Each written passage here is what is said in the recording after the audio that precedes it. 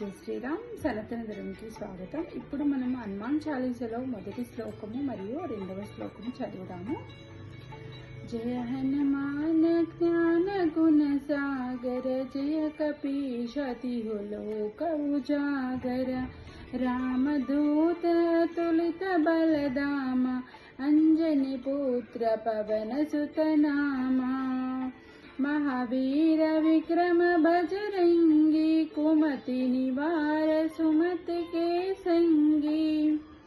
ఇప్పుడు ఈ శ్లోకాల యొక్క భావం చూద్దాము. ఫస్ట్ జయ హనుమాన జ్ఞాన గుణ సాగర, జయ కపీశతి లోక ఉజాగర అంటే ఈ శ్లోకం యొక్క భావం చూద్దాము.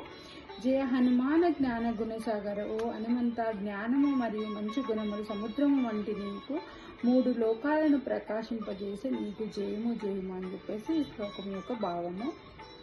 నెక్స్ట్ రెండవ శ్లోకం చూద్దాము. రామదూత అతులిత బలధామ, అంజని పుత్ర పవన సుత నామ.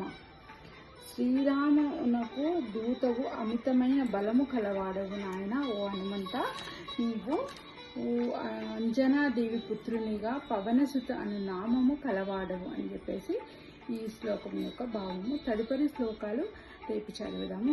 అంతవరకు చూడండి సనాతన ధర్మం. జై శ్రీరామ్.